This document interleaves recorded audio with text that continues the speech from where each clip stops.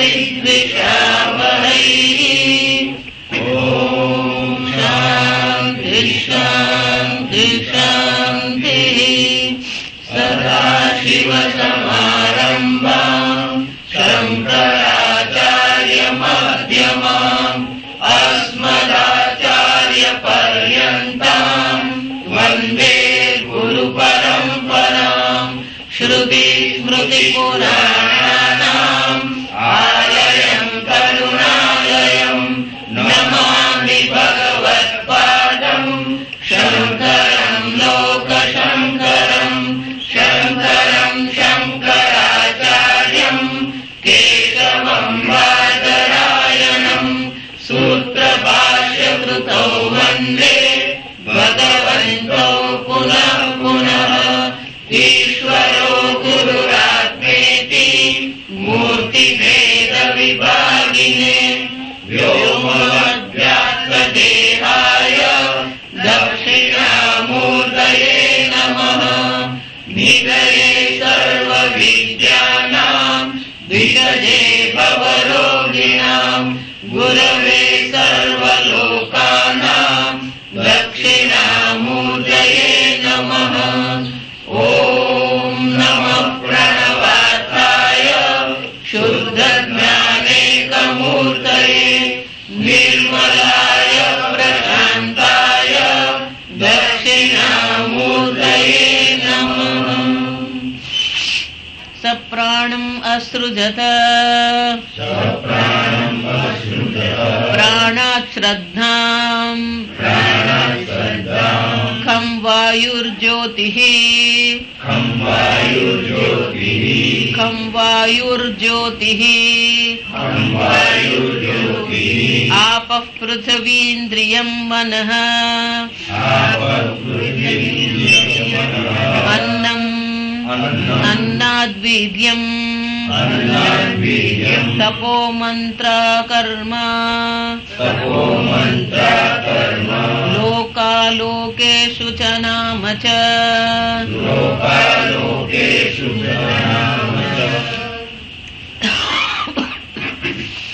इह तु अचेतनस्य मुक्तबद्ध पुरुष विशेष अपेक्षया कर्तृकर्मदेश काल निमित्त अपेक्षया च बंध मोक्षादि फलार्था नियता पुरुषं प्रति प्रवृत्तिः न उपपद्यते यथोक्त सर्वज्ञ ईश्वर कर्तृत्वपक्षे तु उपपन्ना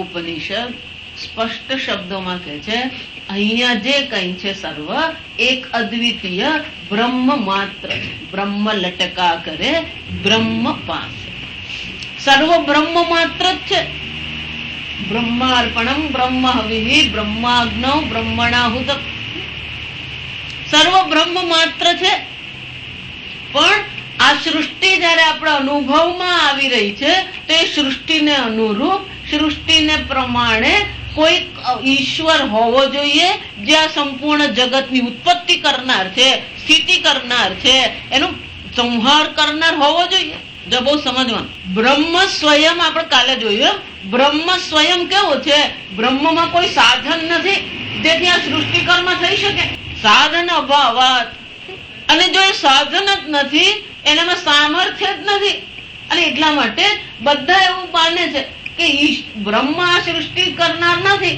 તો કોણ છે પ્રધાને આ સૃષ્ટિ ઉત્પન્ન કરી જો સમજો સાંખ્યવાદ શા માટે પ્રધાનને કહે છે કારણ કે પુરુષ તો કેવો છે અકર્તા છે નિર્ગુણ છે નિરાકાર છે અકર્તા નિર્ગુણ નિરાકાર પુરુષ આ સૃષ્ટિ કરી શકે નહીં અને એટલા માટે એ લોકોએ શાની કલ્પના કરી? આ પ્રધાનની કલ્પના કરી. એટલે શંકરાચાર્યજી કહે છે તમારી કલ્પના, તમારો તર્ક બરાબર છે, પણ જે સૃષ્ટિ આપણે જોઈ રહ્યા છે,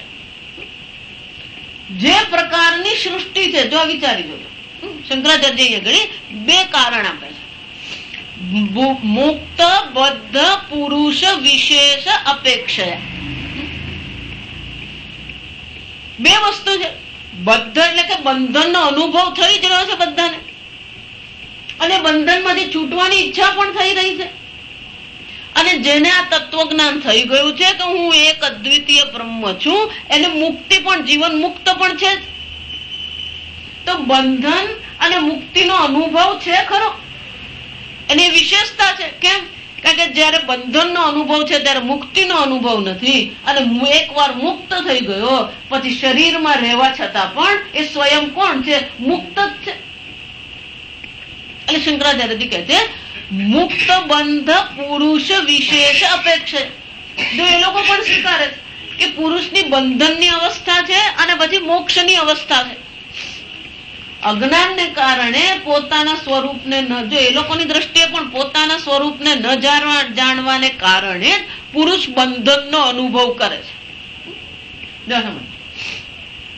એ જ પુરુષ જયારે પોતાનું સ્વરૂપ જાણી લે છે ત્યારે એ પુરુષ શું થઈ જાય છે? મુક્ત થાય છે. તો આ વિશેષતા છે પુરુષની. બંધનનો અનુભવ છે, મુક્તિનો અનુભવ છે. એક. બીજું, કર્તૃ કર્મ દેશ કાલ નિમિત્ત અપેક્ષા. જો સમજો, આ શંકરાચાર્યજીનો તર્ક અત્યંત સૂક્ષ્મ છે, પણ અત્યંત વિસ્તૃત તર્ક છે. અપેક્ષા એટલે કે સાની સાની અપેક્ષા છે. જો વિચારી, તમે એક જીવ છો, તમારામાં કર્તૃત્વ છે, કર્તૃત્વને કારણે કર્મ છે, કર્મને કારણે શું થવાનું?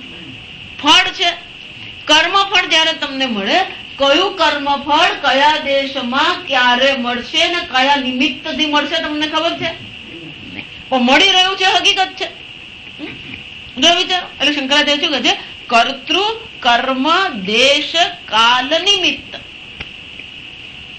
આખું આપણું જીવન આવી ગયું. જો વિચારો, કર્તૃત્વ છે પેલી વસ્તુ, કર્તૃત્વને કારણે કર્મ છે, કર્મને કારણે કર્મફળ છે, એ કર્મફળને અનુરૂપ દેશ અને કાળ મળે. અત્યારે જ આપણો જન્મ કેમ નથી થયો?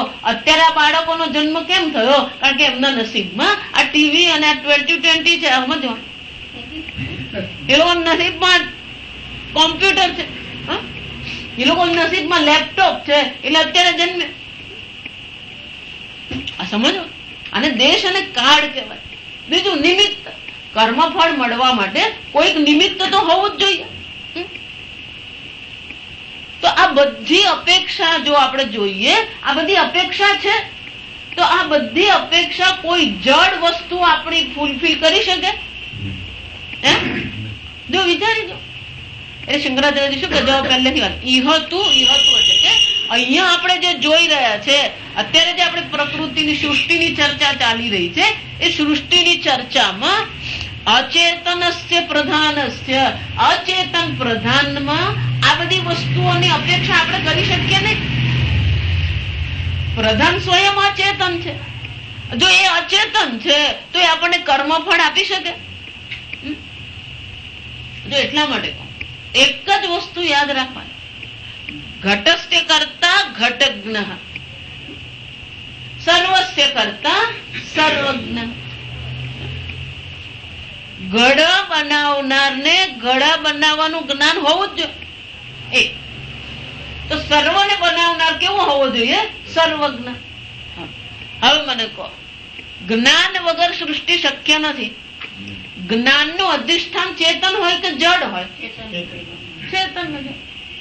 તમે જ કહો છો પ્રધાન જડ છે, તો પછી એમાં સૃષ્ટિનું કર્તૃત્વ શક્ય જ નથી. જડ છે. એટલે શંકરાચાર્ય શું કહે છે? અચેતન. અચેતન પુરુષની અપેક્ષાથી આ બધી વસ્તુ કેવી છે? શક્ય જ નથી. બદ્ધ પુરુષ, મુક્ત પુરુષની વિશેષતા જે છે, અથવા તો કર્તૃત્વ છે, કર્મ છે, દેશ છે, કાળ છે, નિમિત્ત છે, અપેક્ષા છે. બંધ મોક્ષાદિ ફલાર્થ નિયતા, આ નિશ્ચિત જ છે. નિયત એટલે શું છે? નિશ્ચિત છે. બંધનનો અનુભવ છે, મુક્તિનો અનુભવ છે. ફલાર્થ નિયતા પુરુષમ પ્રતિ પ્રવૃત્તિ ન ઉપપદ્યતે.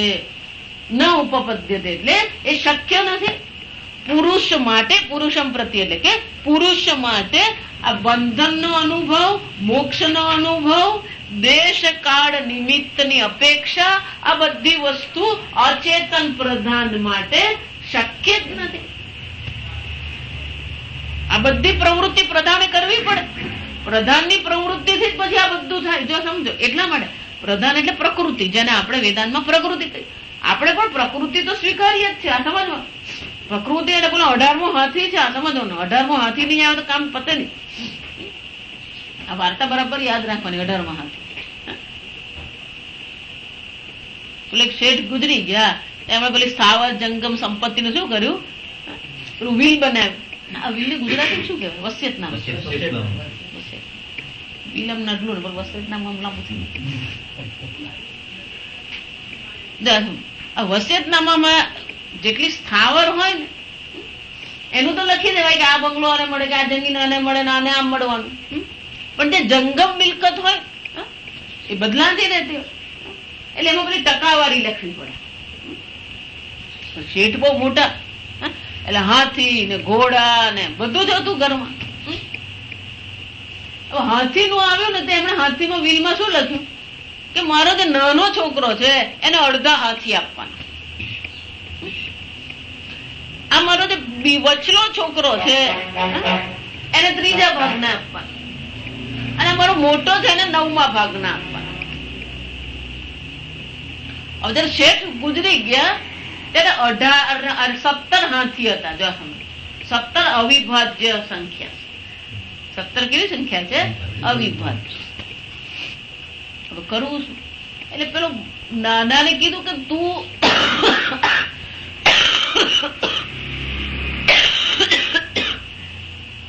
છૂટો પડતો નથી.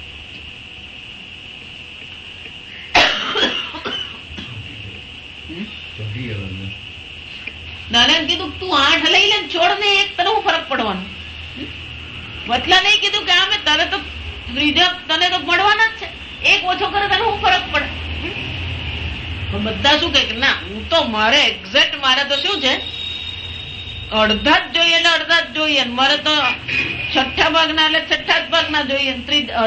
જો વિચાર કરવું શું? એટલે પેલો ઝઘડો ચાલુ છે. 1 દિવસ 2 દિવસ, એક વાર તો ઝઘડો બરાબર હાથાહાથી પર આવી ગયો. એ જ વખતે પેલો પ્રધાન ત્યાંથી હાથી પર બેસીને શું છે નગરચર્યા કરવા નીકળે. એમણે જોયું કે શેઠને ત્યાં ઝઘડો થઈ રહ્યો છે, એટલે પૂછ્યું શું થઈ રહ્યું છે? એટલે અંદર હાથીને અંદર લીધો. કઈ નહીં પ્રધાન, કે આ ઝઘડો ચાલે છે કે એ લોકો 17 હાથી છે અને શેઠ આવું લખી ગયા છે, એટલે કરવું શું કે ખબર પડતી નથી. જો પ્રધાન એને કહેવાય કે બીજી વાર બોલવું નહીં પડે, કેવું નહીં પડે. આ સમજો, આ વાત સાંભળે એટલે પ્રધાન બધું સમજી જ ગયો. એટલે પ્રધાન હાથી પછી ઉતરીને કે છે આ મારો હાથી હું તમને આપું, લો. હવે 18 છે તેનો શું કરો તમે? ભાગલા પાડી લો. અડધા ને અડધા આપી દેવાના. એકને 9 પછી પેલો 3જા ભાગના આપવાના, એટલે 3જા ભાગના આપી દીધા 6. 9મા ભાગના આપવાના 2. 9 ને 6 15 ને 2 વેચાઈ ગયા. વેચાઈ ગયા. પોતાના હાથી પર બેસીને શું કર્યું?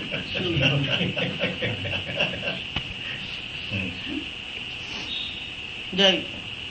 અને શું કેવાય પેલું આવવાનું, ઉમેરવાનું, કામ પતી જાય એટલે શું કરવાનું? આને પ્રકૃતિ કહેવાય. કારણ કે આપણે આ જગતનો અનુભવ કરીએ છીએ, બંધનનો અનુભવ છે, મોક્ષનો અનુભવ છે, દેશ કાલ નિમિત્ત છે, અનેક જન્મ છે, અનેક લોક છે, આ બધું જ છે. આ બધાને ગણતરીમાં લેવું પડે. આ બધાની અપેક્ષા એ અચેતન પ્રધાન કામ લાગે જ નહીં. એટલે આપણે પ્રકૃતિ તો સ્વીકારીએ છીએ, સમજવાનું, પણ એ જે પ્રકારના પ્રધાન ને પ્રકૃતિની ચર્ચા સાંખ્યવાદી કરે છે એ પ્રકૃતિ આપણે સ્વીકારતા નથી. આપણી પ્રકૃતિની વ્યાખ્યા અલગ પડે. ગીતામાં ભગવાન 9મા અધ્યાયમાં કહે છે, અર્જુન અમારી પ્રકૃતિ છે, દૈવી એશા ગુણમયી. અર્જુન અમારી ગુણમયી પ્રકૃતિ છે, દૈવી છે. દુરથ્યયા, એને પાર કરવી અઘરી છે. એટલું જ નહીં, મયાધ્યક્ષ એને પ્રકૃતિ સૂયતે સચરાચર. આ પ્રકૃતિ છે પણ એનો અધ્યક્ષ કોણ છે? હું ચેતન છું. પ્રકૃતિ સ્વયં નહીં કરી શકે, જળ છે. મારા અધ્યક્ષમાં, મારી હાજરીમાં, મારા સાનિધ્યમાં આ પ્રકૃતિ શું કરે છે? સંપૂર્ણ જગતની સૃષ્ટિ કરે છે. તેને સાંખ્ય શું કે છે? પુરુષ કઈ કરતો જ નથી, પ્રકૃતિ સ્વયં સૃષ્ટિ કરે. એટલે શંકરાચાર્યજી કે છે પ્રધાન અચેતન છે, સ્વયં સૃષ્ટિ કરી શકે નહીં. એને શાની જરૂર પડે? મયાધ્યક્ષેન પ્રકૃતિ સૂયતે સચરાચર. એટલે શંકરાચાર્યજી કહે છે એ બ્રહ્મ જે નિર્ગુણ નિરાકાર બ્રહ્મ છે, એ બ્રહ્મ પ્રકૃતિ સાથે થઈને આ સૃષ્ટિનું સર્જન કરે. એ જ પ્રકૃતિને પછી આપણે માયા કહીએ, અવ્યક્ત કહીએ. જો તત્વબોધમાં ભણી ગયા આપણે, ચૈતન્ય વત્તા અવિદ્યા બરાબર જીવ, ચૈતન્ય વત્તા પ્રકૃતિ અથવા માયા બરાબર ઈશ્વર. બરાબર યાદ રાખવાનું. એક અદ્વિતીય ચૈતન્ય જ છે. અવિદ્યાને કારણે જેને જીવ કહેવામાં આવે, માયાને કારણે એ નિર્ગુણ બ્રહ્મ શું કહેવાય છે? ઈશ્વર કહેવાય. એને સગુણ સર્વજ્ઞ ઈશ્વર કહેવાય. એટલે શંકરાચાર્ય જો આગળ શું કહે? યથોક્ત સર્વજ્ઞ ઈશ્વર કર્તૃત્વ પક્ષે તું ઉપપન્ના. ઉપપન્ના એટલે કે પછી આ બધું જ શક્ય બને. બંધન પણ શક્ય છે, મોક્ષ પણ શક્ય છે, દેશ કાલ નિમિત્ત કર્તૃત્વ કર્મ બધું શું છે? ઉપપન્ના. ક્યારે? યથોક્ત. યથોક્ત એટલે કે જે પ્રકારે આગળ 5 મંત્રોમાં અને આગળના 5 પ્રશ્નોમાં ઉત્તર દ્વારા આપણને જે ઈશ્વર સમજાવવામાં આવ્યો છે, એ ઈશ્વર જે સર્વજ્ઞ છે અને એ ઈશ્વરમાં સૃષ્ટિનું કર્તૃત્વ પણ છે. જો સમજો, ગીતામાં ભગવાન કહે છે ચાતુર્વર્ણ્યમ મયા સૃષ્ટમ ગુણકર્મ વિભાગશઃ તસ્ય કર્તારમ. આ બધાનો કર્તા કોણ છે? હું છું. તસ્ય કર્તારમ અપી મામ વિદ્ધિ અકર્તારમ. પણ મારા સ્વરૂપથી તું વિચારે તો હું કોણ છું? અકર્તા. જગતની દ્રષ્ટિએ વિચારે તો હું કોણ છું? સૃષ્ટિ કરતા છું. ઘડાની દ્રષ્ટિએ વિચારીએ તો માટી કારણ કહેવાય, પણ માટી પોતે કારણ છે? આમ કારણ એટલે કે કર્તૃત્વ, જે સૃષ્ટિ કર્તૃત્વ જે છે, કઈ દ્રષ્ટિએ છે? સૃષ્ટિની દ્રષ્ટિએ આ કર્તૃત્વ છે, પણ સ્વયંની દ્રષ્ટિએ કોઈ કર્તૃત્વ નથી. અને એટલે ભગવાન કહી શકે તસ્ય કર્તારમ અપીમાં, એનો કર્તા હોવા છતાં પણ હું સ્વયં કોણ છું? અકર્તારમ અવ્યયમ. અવ્યય છું. ન કર્તૃત્વ ન કર્માણી. વારંવાર ભગવાન કહેતા. આ જ પ્રકારે આપણે સમજવાનું છે કે હું આ બધા કર્મ કરું છું, પણ હું સ્વયં કોણ છું? અકર્તા, અભોગતા આત્મા છું. એટલે ભગવાન આગળ કે છે અર્જુન આ પ્રકારથી જે મને જાણી લે છે, જો વિચાર આપણે પણ એ જ જાણવાનું. જે ભગવાન બોલી રહ્યો છે એ જ આપણે જ બોલવાનું. નાયમ હંતિ ન હન્યતે. હું આત્મા કોઈનું હનન ક્રિયા એટલે કે કોઈ કર્મ કરતો પણ નથી, કોઈ કર્મ મારા પર થતું પણ નથી.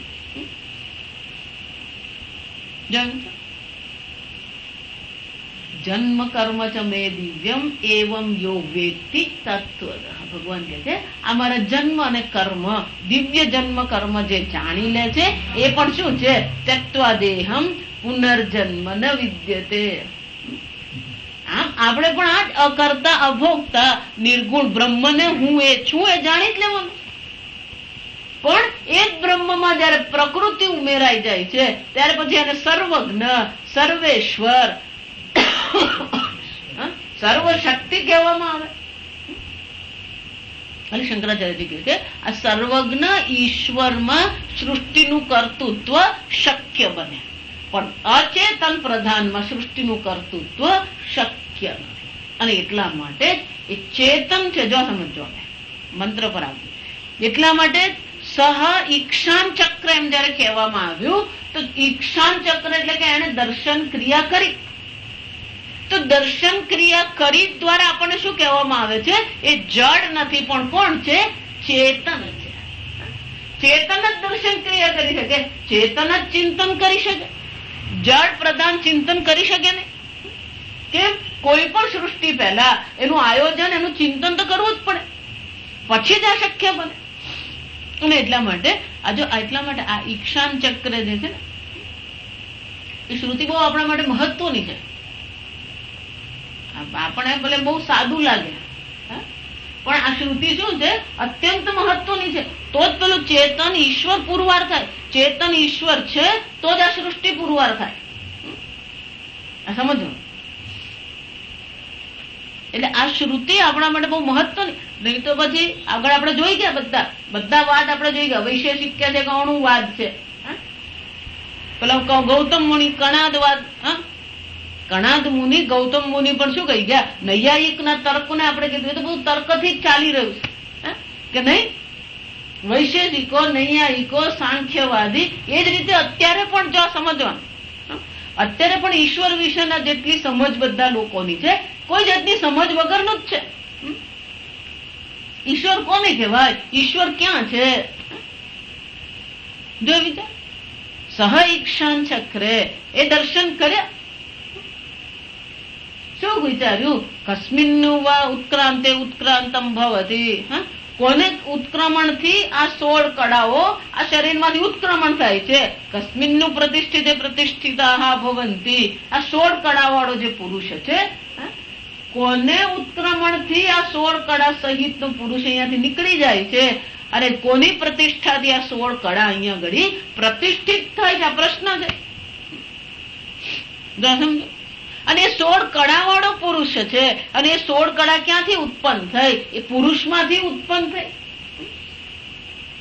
હવે આ ચોથા મંત્રમાં આપણે દર્શાવે છે કે આ પુરુષ જે ઈશ્વર છે એને જ આ જગતની સૃષ્ટિ કરી 16 કળાની ઉત્પત્તિ કરી. બહુ સુંદર છે. જો હવે ચોથા મંત્રનો ભાષ્ય. ઈશ્વરેણ એવ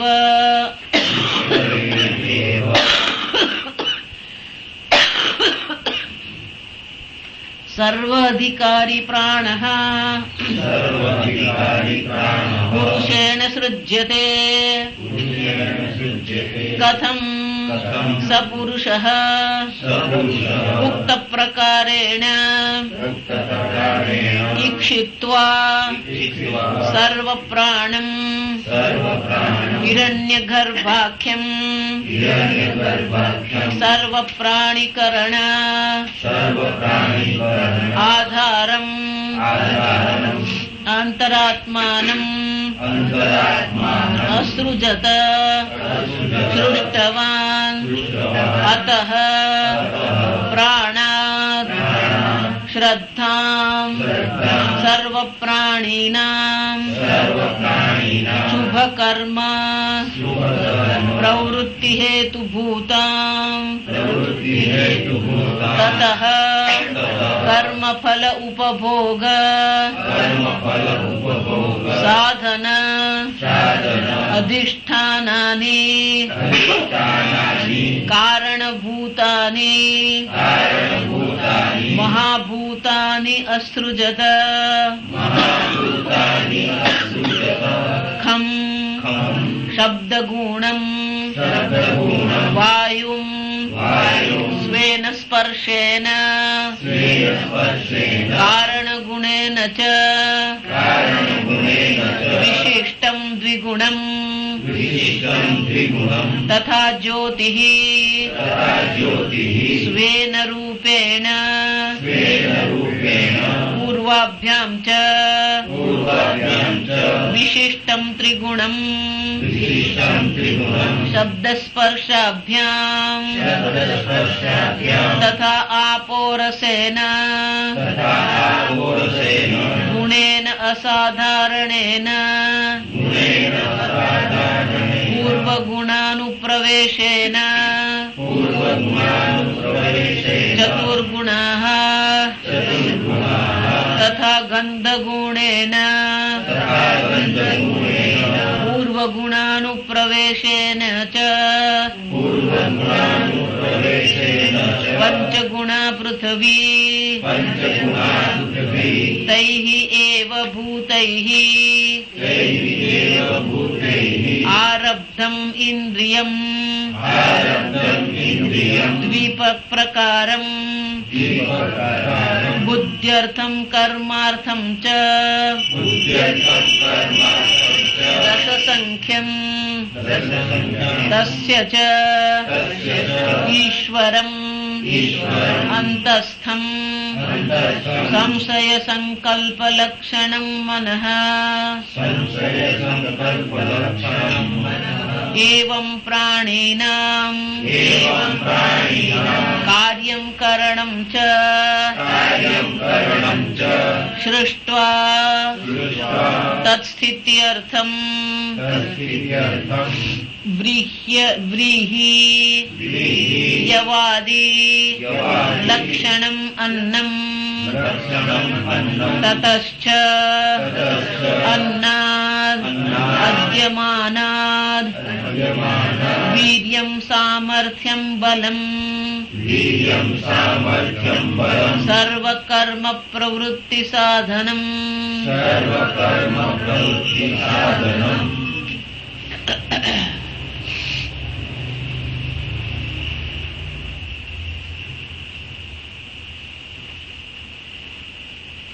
સહ પ્રાણમ અસૃજત. સહ એટલે કોણ છે? શંકરાચાર્યજી કહે છે એ જ ઈશ્વર જે પુરુષ છે. ઈશ્વરેણ એવ સર્વ અધિકારી પ્રાણ પુરુષેણ સૃજ્યતે. ઈશ્વર દ્વારા જ આ પ્રાણની શું કરવામાં આવી? સૃષ્ટિ ઉત્પત્તિ કરવામાં આવી. કે પણ આ પ્રાણ કોણ છે? આ સામાન્ય પ્રાણ છે એ છે. એટલે શંકરાચાર્યજી કહે છે સર્વ અધિકારી. જા સમજ. એટલે અહીંયા જયારે પ્રાણ એમ કહેવામાં આવ્યું તો એ પ્રાણનો અર્થ આપણે જેને પ્રાણ કહીએ છીએ નહીં, પંચ પ્રાણમાંનો એક પ્રાણની ચર્ચા નથી. જા સમજ. આખો ક્રમ છે અહીંયા આગળ. 16 કળાની ઉત્પત્તિનો ક્રમ છે. એટલે શંકરાચાર્યજી સ્વયં જ સમજાવે છે કે આ પ્રાણ શબ્દનો અર્થ શું થાય. આપણે એને સામાન્ય પ્રાણ કરી શકીએ, પણ શંકરાચાર્યજી કહે છે નહીં, એ જ ઈશ્વર દ્વારા જે પુરુષ છે એના દ્વારા સર્વ અધિકારી પ્રાણની ઉત્પત્તિ થઈ. સૃજ્યતે કથમ સહ પુરુષ ઉક્ત પ્રકારેણ ઈક્ષિત્વા. કેવી રીતે આ પ્રાણની એને ઉત્પત્તિ કરી? તો કે આગળ દર્શાવવામાં આવ્યું સઈક્ષાન ચક્ર એને અનુરૂપ ઉક્ત પ્રકારેણ ઈક્ષિત્વા. પહેલા એને શું કર્યું? દર્શન કર્યા. દર્શન કર્યા એટલે કે મનમાં જે વિચાર કર્યો. જેમ બંગલો બનાવવો હોય તો પહેલા મનમાં શું કરવામાં આવે? એક પ્લાન બનાવવામાં આવે, આયોજન કરવામાં આવે. સર્વ પ્રાણમ. આ પ્રાણ એટલે કોણ છે? સર્વનો પ્રાણ છે. એક પ્રાણ નહીં, એક શરીરમાં ચાલતો પ્રાણ નહીં, પણ કેવો છે? સર્વ પ્રાણ. સર્વનો જે પ્રાણ છે ને સમષ્ટિ પ્રાણ કહેવાય. એને શું કહેવામાં આવે? સમષ્ટિ પ્રાણ. એટલે શાસ્ત્રમાં એને માટે કયો શબ્દ છે? હિરણ્ય ગર્ભાખ્ય. હિરણ્ય ગર્ભ નામથી જે શાસ્ત્રમાં પ્રસિદ્ધ છે એ પ્રાણની ઈશ્વર દ્વારા ઉત્પત્તિ થઈ. જો કેટલાક શબ્દો હોય ને એનો અનુવાદ બહુ ઈચ્છા કરવાની જ નહીં. આ સમય અંગ્રેજી વાંચીએ ને ત્યારે બહુ મજા પડે. આ હિરણ્ય ગર્ભ.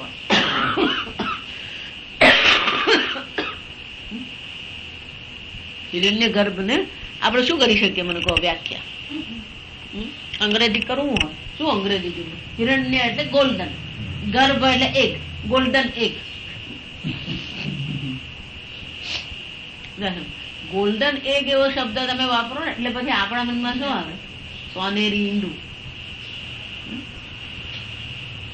હિરણ્ય ગર્ભ એટલે સમષ્ટિ સૂક્ષ્મ શરીર. જો આટલી જ વ્યાખ્યા યાદ રાખવાની. હિરણ્ય ગર્ભ એટલે સર્વ પ્રાણ. પ્રાણ એટલે કે સર્વના જે સૂક્ષ્મ